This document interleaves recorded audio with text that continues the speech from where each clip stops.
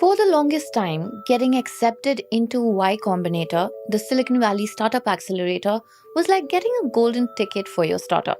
It was suddenly on the map, not just in India, but also in the US. For Indian founders who made it, the story of success began with a journey west. Set up in Delaware, impress Y Combinator, and get some of that Silicon Valley shine. But what happens when that dream starts looking more like a detour than a destination? Earlier this week, the online marketplace Meesho, once the poster child from the Y Combinator pipeline, announced that it will pay nearly $300 million in taxes just to bring its business back into India.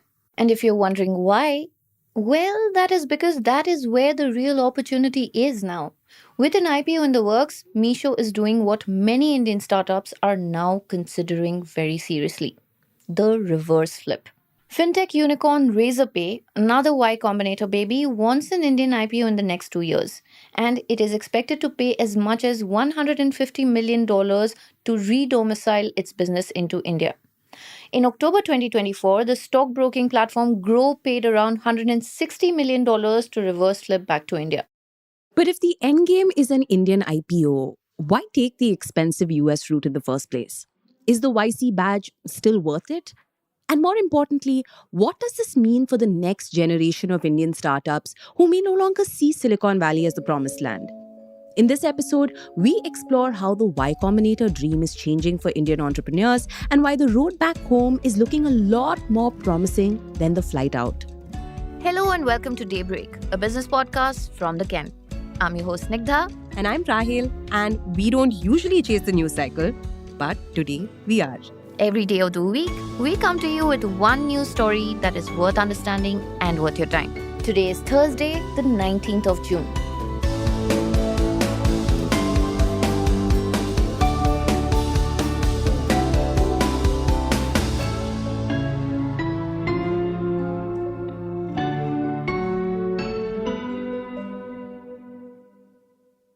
Let's make one thing clear before we start. Y Combinator has undeniably shaped the Indian startup landscape in very crucial ways. For starters, it changed India's and investors' perceptions about what a fundable startup founder would look like, because it is specially suited for younger and less polished entrepreneurs. Case in point, the Zepto founders Adit Palicha and Kaivalya Vora. They were barely 20 years old when they joined the Y Combinator accelerator program. Y Combinator also saw potential in startups beyond what was trending in the Indian scene and offered a strong alternative for Indian founders building in less popular or overlooked sectors.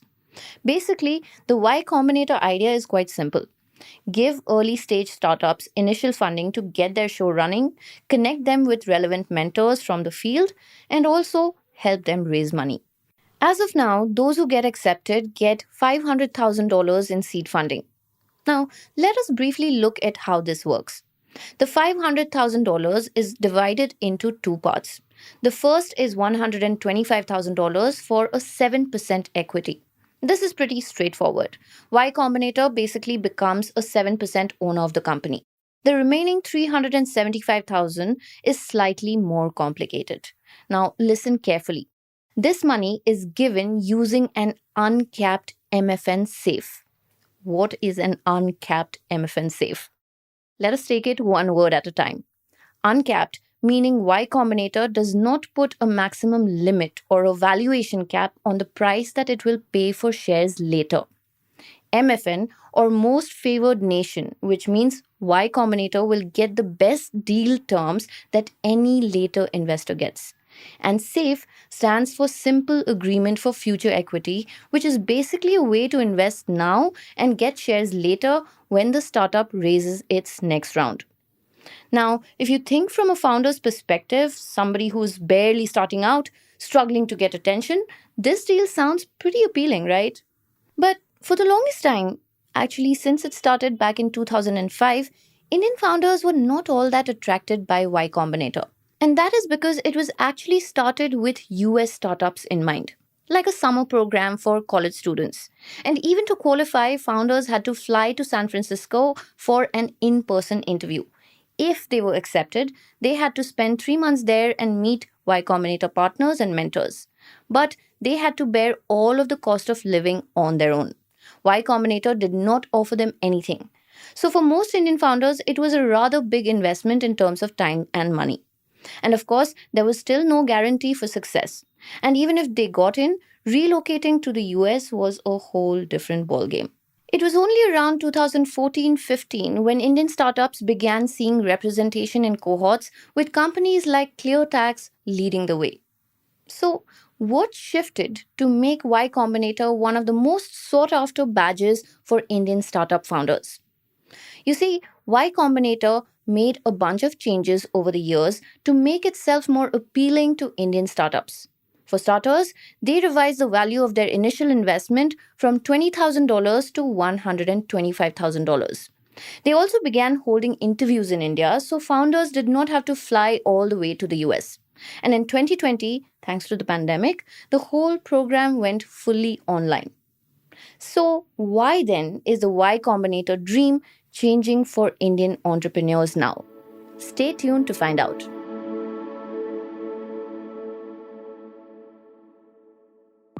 Hi, I am briefly pausing this episode to make a very special announcement.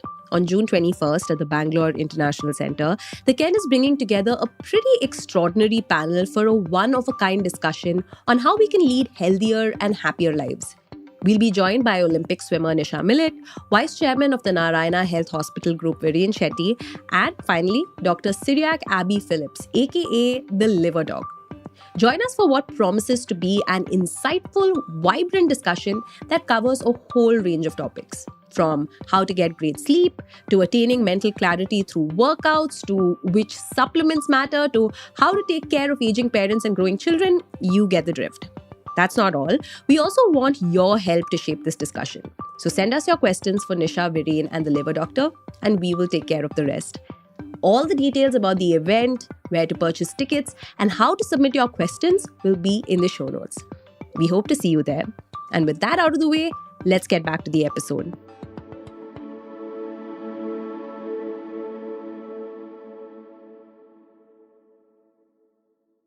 For a really long time, startup founders thought the only way they could make it big was by shifting shop to the US. That way, they were closer to investors, to mentors, and the networks that they could really leverage as they grew. In fact, many of their early investors would advise them to make that move. So Indian founders would readily choose to flip their homegrown startups. They would transfer ownership to a foreign holding company, which would usually be in the US or Singapore. At Y Combinator, it wasn't optional, it was a condition. Startups accepted into the program had to set up a new holding company in the US, Canada, Singapore, or the Cayman Islands, and then transfer ownership to it, effectively flipping their entire structure. Now, this new entity is what YC would invest in. The original Indian company, meanwhile, became a wholly owned subsidiary of the foreign parent. The way Y Combinator pitched it was simple. Flipping your startup to a US entity would dramatically improve your chances of raising follow-on capital. And for ambitious Indian founders looking to make it big, it wasn't just a strategic move. It was almost like a rite of passage. Y Combinator gave them credibility and opened the door to top-tier US investors, which would be tough to reach from India.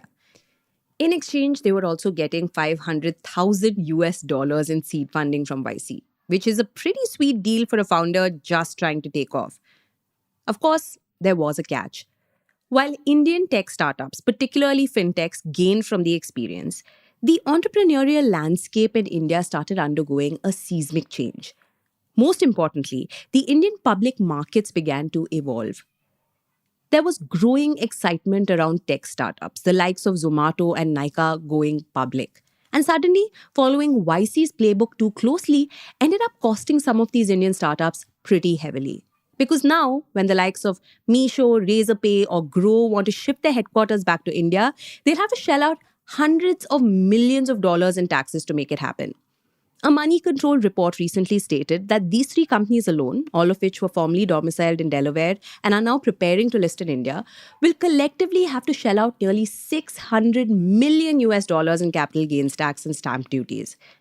Famously, Walmart-backed PhonePe shifted its headquarters from Singapore to India through a share swap that ended up costing the fintech approximately $1 billion in taxes in India. That's the price these companies have to pay to move all of their intellectual property, shareholding, and capital back to India. The process can take over a year and typically is bogged down by a fair bit of regulatory and legal complexity. There's also one more thing.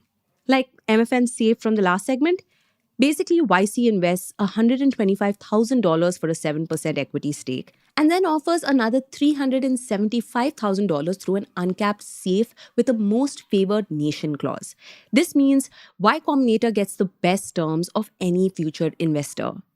Many startups realized how this can lead to heavy dilution if the next round is raised at a lower valuation.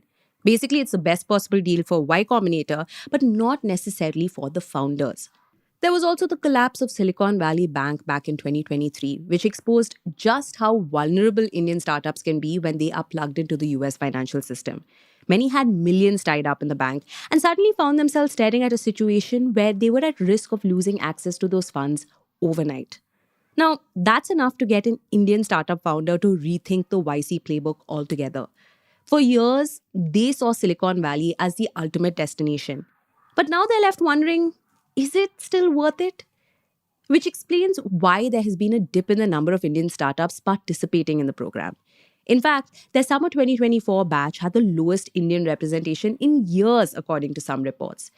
Many of these startups are increasingly seeking alternative paths to early stage capital and guidance, and a growing number of innovative programs are really rising to the occasion. In the last 5 years, we've seen programs like Peak 15's Surge, US-based Accel Atoms, Singapore's Antly, and London's Entrepreneur First all launch India-focused pre-seed programs. Like Y Combinator, many of these have especially low acceptance rates. But the similarities end there. The likes of Surge offer bigger checks, smaller cohorts, and flexible funding options. And this could not come at a better time, because YC's standard funding template has become a tough sell for both investors and startups. More importantly, Surge doesn't impose any geographical restrictions on founders. It's simply India-focused and has no strings attached. Just access to capital, mentorship, and community. These programs are built for startups that are focused on building and growing for and in India.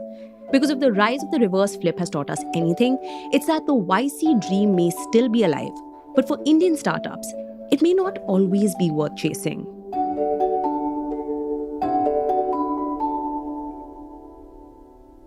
Daybreak is produced from the newsroom of The Ken, India's first subscriber-focused business news platform. What you're listening to is just a small sample of our subscriber-only offerings. A full subscription unlocks daily long-form feature stories, newsletters, and podcast extras. Head to theken.com and click on the red subscribe button on the top of the Ken website. Today's episode was hosted and produced by Rahel Philippos and I, Snigdha Sharma, and it was edited by Rajiv CN.